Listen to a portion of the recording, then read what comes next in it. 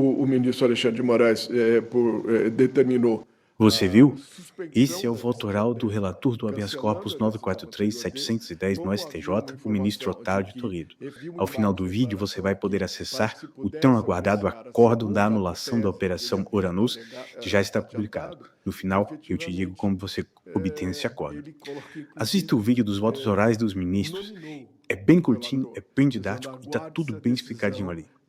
Veja o nível de ilegalidades, nulidades e de desvio de finalidades que foram cometidos no inquérito da Operação Uranus e agora reconhecido, mais uma vez, no STJ. É surreal. E pior, infelizmente, não é inédito.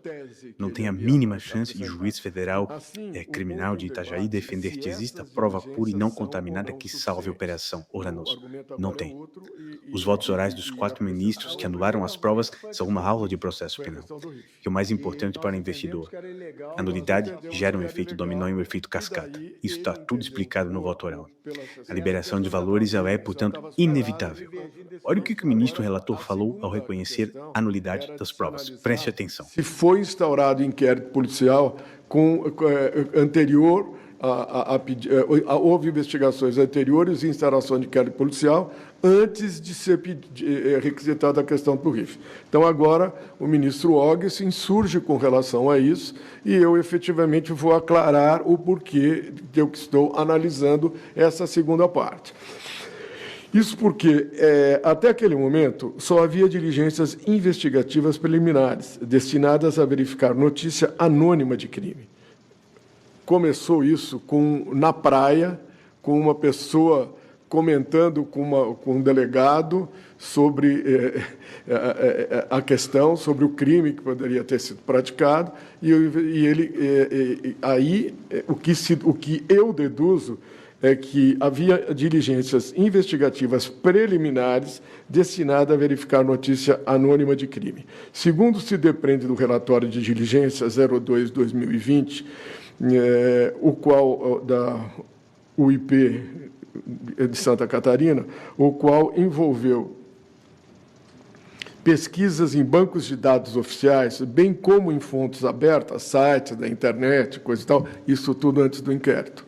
Em outras palavras, mero procedimento de checagem de informações, justamente circunstâncias tratadas pelos precedentes mencionados como insuficientes para a solicitação dos RIFs.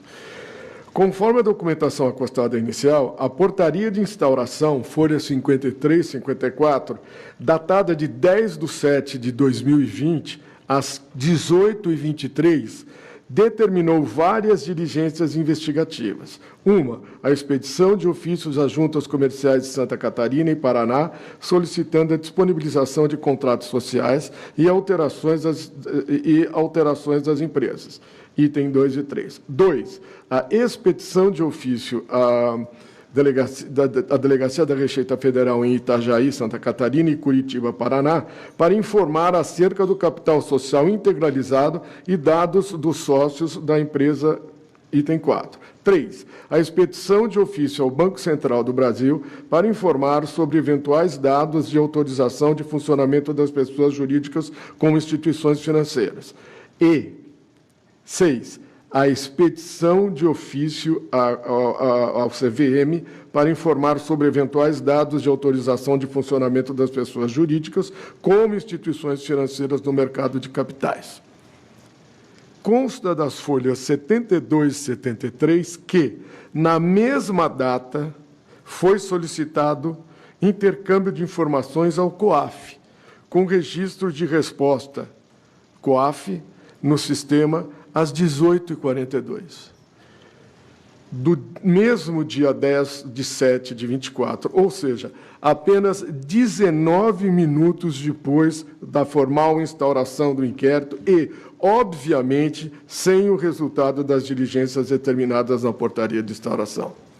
Para o documento de folha 74 e 75, o horário, na mesma data, é de 18h45. Então, vamos lá, o inquérito está instaurado em menos de 19 minutos chega a informação do COAF.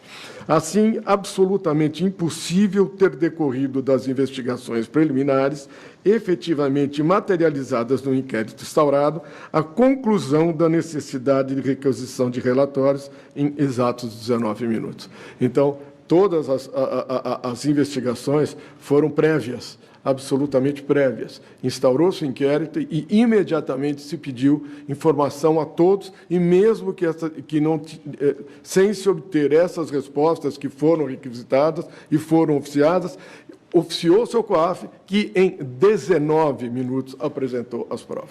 Então, senhor presidente, eu pedindo vênia ao ministro Og Fernandes, eu estou mantendo o meu voto da forma lançada, senhor presidente. Eu também vou pedir vênia ao ministro Og Fernandes, acompanho Vossa Excelência. Ministro Rogério Schietti.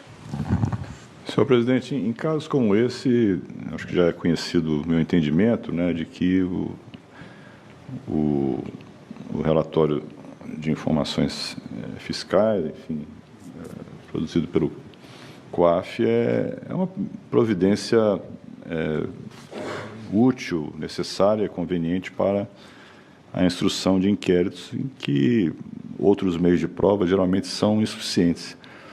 Mas, realmente, neste caso em particular, me chamou a atenção esse detalhe que o ministro Otávio de Almeida trouxe, a indicar que, aparentemente, já havia um certo concerto de vontades, né, para a indicação de dados por meio do COAF a partir de uma notícia inicial que motivou a instalação de inquérito com uma série de providências e, aparentemente, com um espaço tão exíguo de tempo, já se tinha essa informação, né, algo que pode sinalizar um desvio aí de finalidade, né? Então, eu, excepcionalmente, neste caso, eu vou pedir vênia ao ministro Og e vou acompanhar o entendimento, com a ressalva de que eu continuo a entender que o relatório pode ser o meio mais útil e eficaz para a apuração de crimes de natureza econômico-fiscal.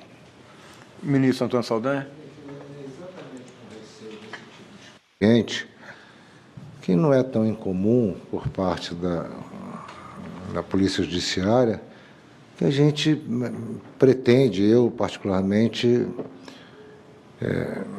opto pela autorização judicial, que é mais um filtro, que não é absoluto, não é determinante, mas é mais um filtro, e é um filtro pertinente de alguém que tem o dever de manter certa imparcialidade.